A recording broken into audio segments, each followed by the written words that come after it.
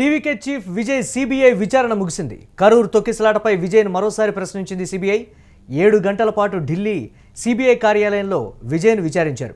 రెండోసారి విజయ్ను సిబిఐ విచారించినటువంటి పరిస్థితి ఉంది. వచ్చే నెల కరూర్ తొక్కిసలాటపై సిబిఐ ఛార్జ్షీట్ దాఖలు చేయనున్నటువంటి నేపథ్యంలో విజయ్ విచారణ కూడా ఒకంత ఆసక్తి రేపెత్తిస్తున్నటువంటి పరిస్థితి ఉంది. ఇక ఛార్జ్షీట్లో విజయ్ని నిందితుడిగా చేర్చేటువంటి అవకాశం ఉందనేటువంటి సమాచారం. తమిళనాడు అసెంబ్లీ ఎన్నికల నేపథ్యంలో విజయ్ను చుట్టుముట్టాయి వివాదాలు.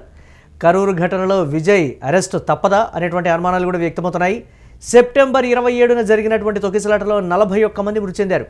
ఇప్పటికే జననాయకన్ సినిమా రిలీజ్ ఆగిపోవడంపై ఫ్యాన్స్ ఫైర్ అవుతున్నటువంటి పరిస్థితి ఉంది. దీనిపై మరిన్ని అప్డేట్స్ మా కరెస్పాండెంట్ కిరణ్ అందిస్తారు. కిరణ్, ఏ విధంగా చూడాలి? రెండోసారి విచారణ అనంతరం ఇక ఛార్జ్షీట్ దాఖలు చేయడమే తరువాయి విజయ్ను నిందితుడిగా చేర్చేటువంటి పరిస్థితి, తర్వాత కంటిన్యూస్గా అరెస్టు, తర్వాత కేసు విచారణ, తర్వాత అసెంబ్లీ ఎన్నికలు. ఏంటి ఈ పరిణామాలన్నింటినీ ఏ విధంగా చూడాలి? ఇప్పటికే ఫ్యాన్స్ అయితే కొంచెం ఆగ్రహం వ్యక్తం చేస్తున్నటువంటి పరిస్థితి ఉంది సినిమా ఆగిపోవడానికి సంబంధించి. వరుస ఘటనలు కూడా ఎలా చూడాలంటారు వీటిని? మరి ఈ నేడు ఏదైతే సిబిఐ విచారణకు కరూర్ సంఘటనపై సిబిఐ విచారణకు విజయ్ హాజరయ్యారు. దాదాపు ఆయన్ను 7 గంటల పాటు ఢిల్లీ సిబిఐ కార్యాలయంలో విచారించారు. అయితే అనివార్యంగా విజయ్ పైన ఛార్జ్షీట్ నమోదు చేసే అవకాశం ఉంది. ఈ కేసులో విజయ్ అరెస్ట్ అయ్యే అవకాశాలు కూడా స్పష్టంగా కనిపిస్తున్నాయంటూ రాజకీయ వర్గాల్లో ఒక ప్రచారం నడుస్తుంది. కరూర్ సంఘటనపై వరుసగా 2 సార్లు సిబిఐ విచారణకు పిలిచింది.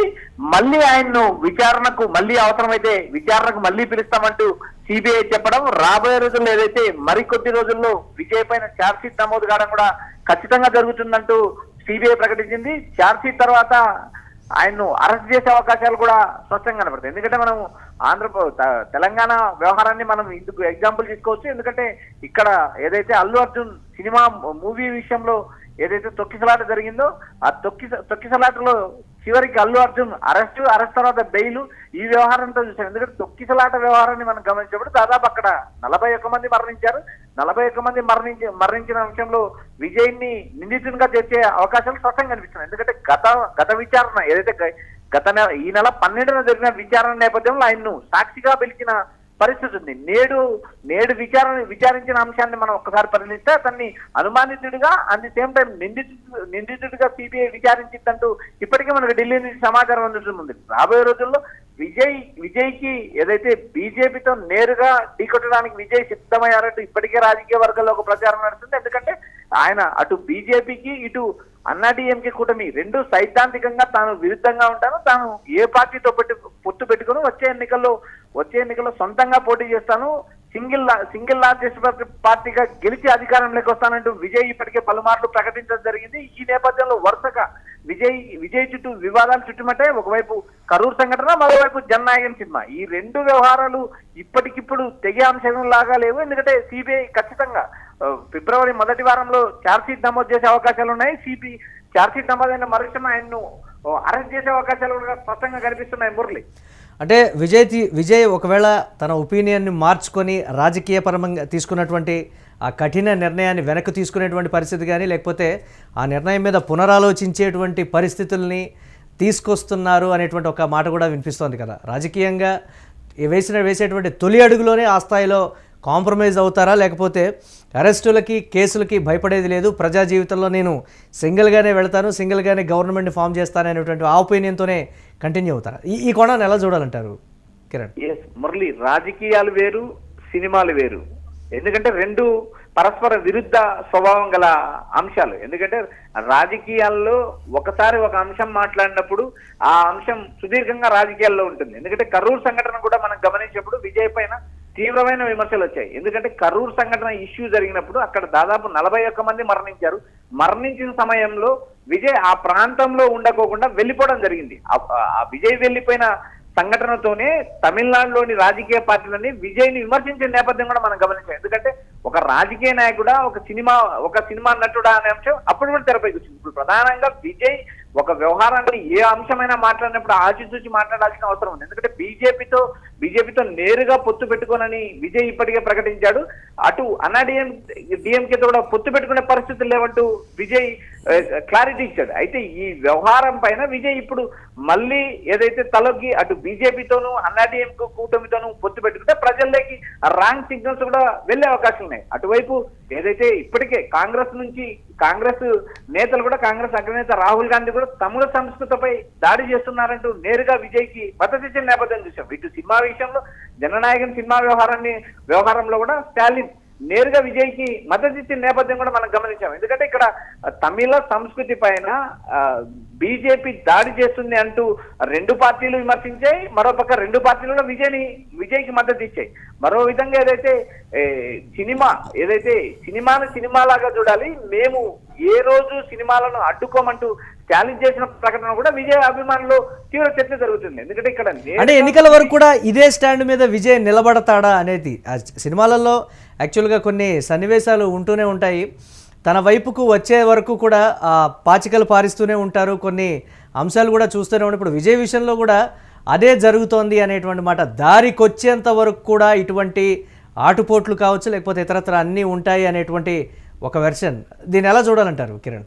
మురళి, రాజకీయాల్లో శాశ్వత శత్రువులు ఉండరు, శాశ్వత మిత్రులు ఉండరు. ఎందుకంటే అవకాశం అనే రెండు కాన్సెప్ట్ల మీదమే రాజకీయాలు నడుస్తాయి. ఎందుకంటే రాజకీయాల్లో మిత్రుత్వం, శత్రుత్వం రెండు ఆ కొద్ది కాలం మాత్రమే ఉంటాయి. తర్వాత జరిగే రాజకీయ పరిణామాల మార్పుల భాగంగా మిత్రులు శత్రువులు మిత్రుల నేపథ్యం చేసి ఇప్పుడు విజయ్ తాను బీజేపీకి సైద్ధాంతికంగా వ్యతిరేకంగా ఉంటానని విజయ్ ప్రకటించడం జరిగింది. అయితే విజయ్ ఇదే స్టాండ్ పైన రాబోయే ఎన్నికల వరకు 2 నుంచి 3 నెలల సమయంలో తమిళనాడు ఎన్నికలు జరుగుతాయి. ఈ ఎన్నికలు జరిగే నేపథ్యంలోనే విజయ్ ఇప్పటికే క్షేత్రస్థాయి నుంచి పార్టీని బలోపేతం చేసుకునే ప్రయత్నాలు చేస్తున్నారు. మరోపక్క విజయ్తో కూటమి కట్టడానికి కూడా జాతీయ పార్టీలైన బీజేపీ, కాంగ్రెస్ రెండు మొగ్గు చూపుతున్నాయి. ఇటు డిఎంకే పైన నేరుగా విజయ్ నేరుగా విమర్శలు కురిపిస్తున్నారు. స్టాలిన్ ను ఖచ్చితంగా అధికారంలోకి దించుతానంటూ ఆయన చేసిన ప్రకటన కూడా మనం గమనించాం. ఇక్కడ ప్రధానంగా విజయ్ ఒంటరిగా పోటీ చేసి ఎన్నికల్లో ఏమాత్రం గెలుస్తారు అనేది ఒక ప్రశ్నార్థకంగా మారింది. మరోపక్క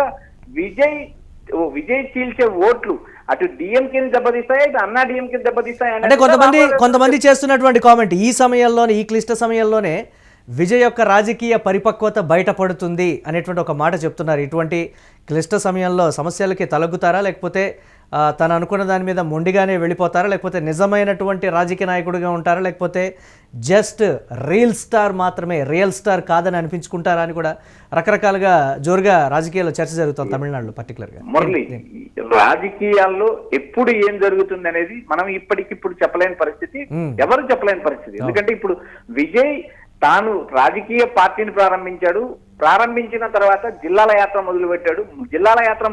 కరూరులో 41 మంది కరూరులో తొక్కిసలాట జరగడం, 41 మంది మృతి జరగడం జరిగింది. ఆ నేపథ్యంలో ఆయన అక్కడ ఉండకుండా వెళ్ళిపోయాడు చెన్నైకి అనే వెళ్ళిపోవడం కూడా ఆ రోజు రాజకీయంగా తీవ్ర విమర్శలు కురిపించింది. తర్వాత టీడీకే కూడా హైకోర్టుకి వెళ్ళింది. హైకోర్టులో సిబిఐ విచారణ కోరింది. సిబిఐ విచారణ పైన ఏదైతే కోర్టు సిబిఐ విచారణ చేయమని కోర్టు ఆదేశాలు ఇచ్చింది. ఈ వ్యవహారం సిబిఐ కోర్టుకు రావడానికి విజయ్ వేసిన పిటిషనే కారణం, నెంబర్ 1 పాయింట్. అయితే నెంబర్ 2, ఏదైతే తనకు తన పార్టీకి సంబంధం లేదు, దీనికి అన్నా డిఎంకేనే కారణం అంటూ విజయ్ పార్టీకి సంబంధించిన కొంతమంది నేతలు వ్యాఖ్యలు చేసిన విజయ్ని ప్రస్తుతం అయితే సిబిఐ 2 సార్లు విచారణకు పిలిచింది. ఒకసారి సాక్షిగా పిలిచింది, రెండోసారి నిందితుడిగా చేస్తుంది. రాబోయే రోజుల్లో విజయ్ రియల్ స్టారా అనే అంశాన్ని మనం ఇప్పటికిప్పుడు చెప్పలేము. ఎందుకంటే ఆయన ఎన్నికల్లో ఒంటరిగా పోటీ చేస్తాడా, లేదా ఏదైతే ఒకవేళ అరెస్ట్ తప్పదు అని అంటే పొలిటికల్ ఈక్వేషన్స్ అన్ని కూడా మారిపోయేటువంటి పరిస్థితి ఉంటుందంటారా? ఆల్రెడీ సినిమా విషయం ఆగిపోవడంతోనే చాలా వరకు కూడా సింపతి గెయిన్ అయింది అనేటువంటి కొన్ని వెర్షన్స్ కూడా వినిపిస్తున్నటువంటి పరిస్థితి. ఒకవేళ అరెస్ట్ అయితే నిజంగానే జననాయకుడు అవుతాడా అనేటువంటి ఒక క్వశ్చన్ మార్క్ కూడా ఉంది కదా కిరణ్. దీన్ని మురళి, విజయ్ అరెస్ట్ అవుతారా లేదా ఛార్జ్ షీట్ దాఖలు చేసిన తర్వాత తమిళనాడు ఎన్నికల నేపథ్యంలో సిబిఐ దూకుడుగా వెళ్ళకోకుండా ఉంటుందా? ఈ 2 ప్రశ్నలకు మనం ఇప్పటికిప్పుడు జవాబు చెప్పలేని పరిస్థితి. ఎందుకంటే విజయ్ పైన ఫిబ్రవరి 1వ వారంలో ఛార్జ్ షీట్ దాఖలు చేసే అవకాశం ఉంది. ఛార్జ్ షీట్ దాఖలు చేసిన అనంతరం అరెస్ట్ చేస్తారా లేదా అనే అంశం అయితే ప్రస్తుతానికి క్లారిటీ లేదు. ఒకవేళ విజయ్ అరెస్ట్ అయితే తమిళనాడు రాజకీయాల్లో ఏమాత్రం ప్రభావం చూపుతుంది, తమిళనాడు రాజకీయాలను తన వైపు తిప్పుకోగలరా, లేదా తాను అనుకున్న స్థానాన్ని ఏదైతే తమిళనాడులో ఓ, అధికారంలోకి వస్తాము, ఒంటరిగా పోటీ చేసి అధికారంలోకి వస్తానంటూ విజయ్ సవాల్ చేసిన నేపథ్యంలో విజయ్ అరెస్ట్ జరిగితే పార్టీ ఎలా ముందుకు పోతుంది అనేది కూడా ఒక ప్రశ్నార్థకంగా మిగులుతుంది. రాబోయే రోజుల్లో ఏదైతే విజయ్ అరెస్ట్ ఛార్జ్ షీట్ దాఖలు చేసిన తర్వాత విజయ్ అరెస్ట్ జరుగుతుందా లేదా అనే ప్రశ్నకు మనం ఇప్పుడు జవాబు చెప్పలేని పరిస్థితి. రాబోయే రోజుల్లో జననాయకుడు అవుతాడా లేదా రీల్ నాయకుడు అవుతాడా అనేది కూడా తమిళనాడు ఎన్నికలు స్పష్టంగా క్లారిటీ ఇవ్వబోతున్నాయి. దీనికి మరికొంత సమయం 2 నుంచి 3 నుంచి 4 నెలల సమయం పట్టే అవకాశం ఉంది. ఎందుకంటే ఇప్పటికే అన్నాడీఎంకే తన మేనిఫెస్టో రిలీజ్ చేసింది. బీజేపీ అన్నాడీఎంకేతో బీజేపీ కూటమిలో ఉంది. ఎందుకంటే మొదటి విడతగా ఏదైతే 5 రాష్ట్రాల ఎన్నికల్లో భాగంగా మొదటి విడత ఎన్నికల్లో ఏదైతే తమిళనాడు పుదుచ్చేరి ఎన్నికలు జరుగుతాయని ఇప్పటికే సూచనాప్రాయంగా బీజేపీ అన్నాడీఎంకేకి సమాచారం ఇచ్చింది కాబట్టి మేనిఫెస్టో రిలీజ్ చేశారంటూ తమిళనాడు రాజకీయ వర్గంలో ఒక ప్రచారం నడుస్తుంది. ఇక్కడ విజయ్ వ్యవహారాన్ని మనం గమనించు, విజయ్ అరెస్ట్ అవుతారా, విజయ్ మీద ఛార్జ్ షీట్ దాఖలు చేసిన తర్వాత అరెస్ట్ అవుతారా, లేదా ఎన్నికల నేపథ్యంలో విజయ్ ని టచ్ చేయకుండా బీజేపీ ఎన్నికలను నడిపిస్తుందా అనేది కూడా రాబోయే రోజుల్లో క్లారిటీ వచ్చే అవకాశం ఉంది. Modi right, thanks for updates Kiran. Tamil